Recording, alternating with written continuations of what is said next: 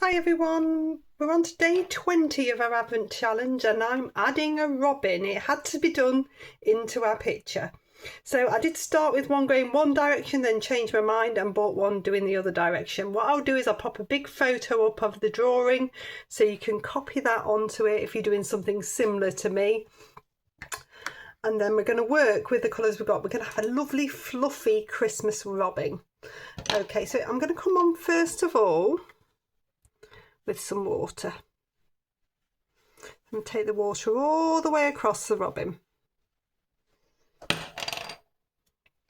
and I'm going to work mainly with my round number 6 and the colours that I've used previously. I'm just cleaning my brush off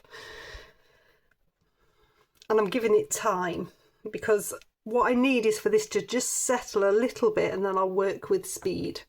So I'm going to reactivate this cadmium orange that's on my palette. I'm going to come in with that first of all.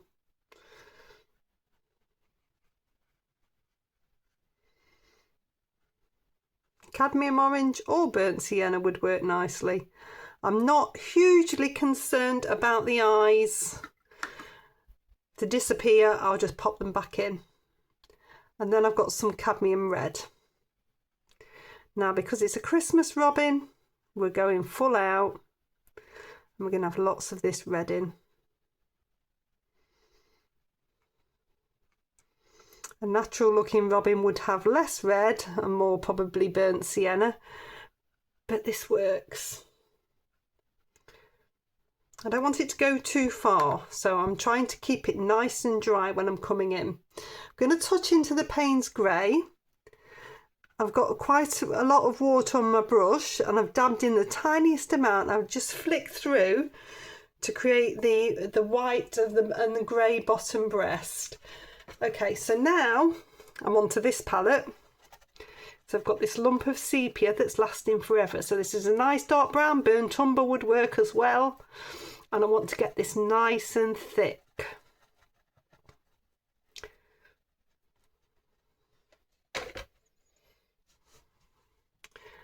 Then I'm going to come in and I'm going to start to pop it on. So it's going to flow.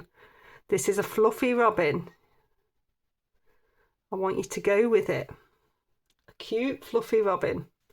I'm going to swap down to my detailer brush because I want to do the wings, but I don't want them to be too big.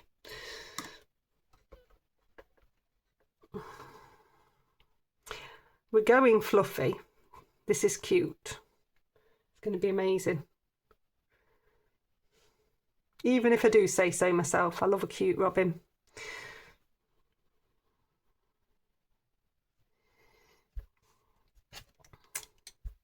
I also want a little bit of a fluffy tail in. That tail's coming down past the branch.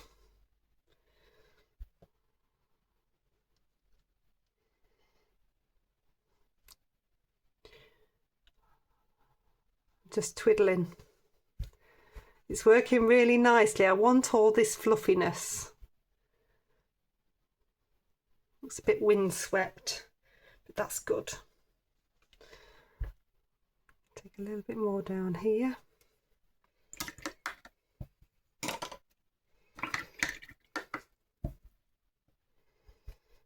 Just rinsing my brush off. Just going to take in a touch more of the red. Now it's calmed down a bit. Just dab a little bit more of that in.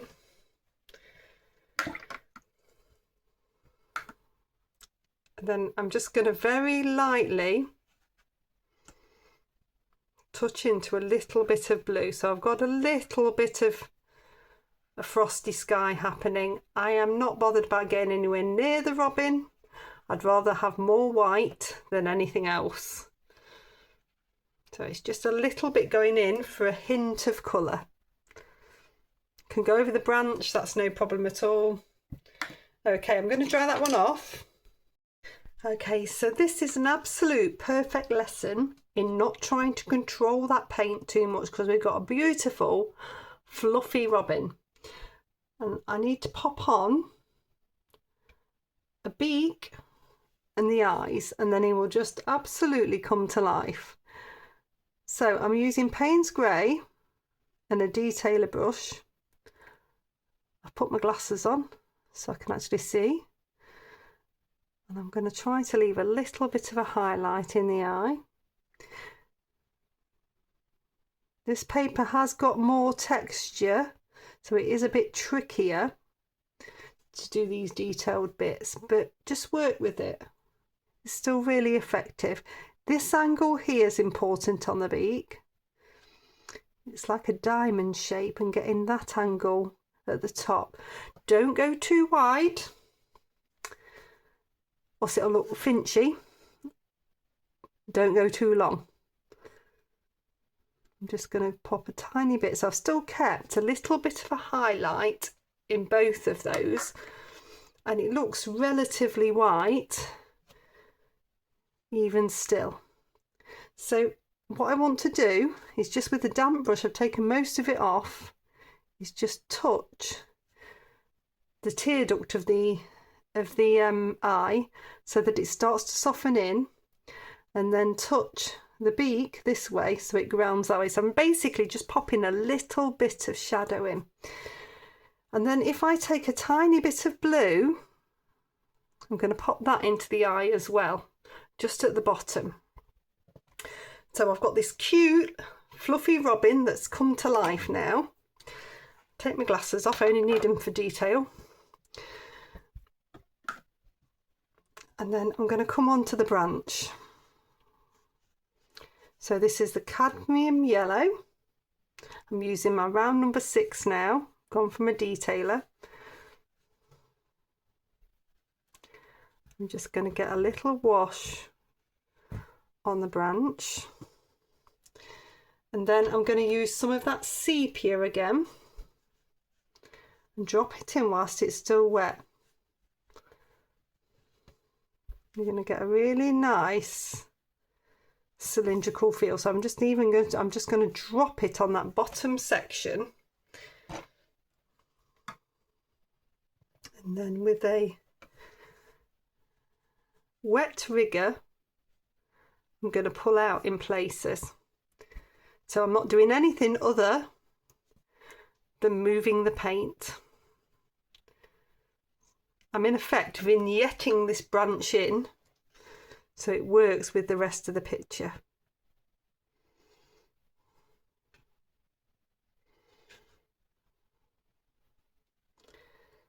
Take a little bit of that lighter brown through.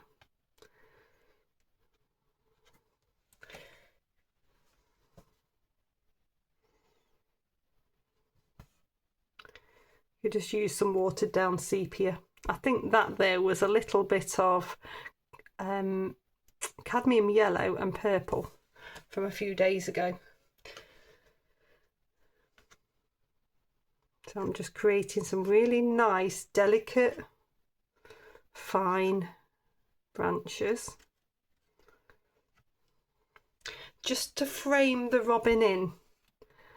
And then the branches that are coming down here are framing it into the rest of the picture. So it's a really nice montage that I've created there. Okay, I'm going to dry that off. Okay, so if I come a little bit closer, so you can see this now. I've got my rigger again, and I need to just pop in the legs.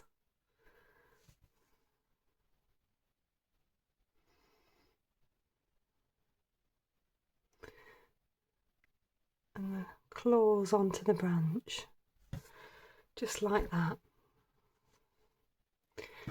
You can see how beautiful, and I'm not touching it. This is a lesson in itself. Do not touch it. When it looks this good, if you start fiddling, that's when it goes wrong. So I am just softening in, just with a damp brush at the bottom, just the top of the leg into the body, and then I'm also just going to pull with a damp brush either side, and it's just all about just grounding it in, really. So there we are, we've finished day 20 and I shall see you tomorrow.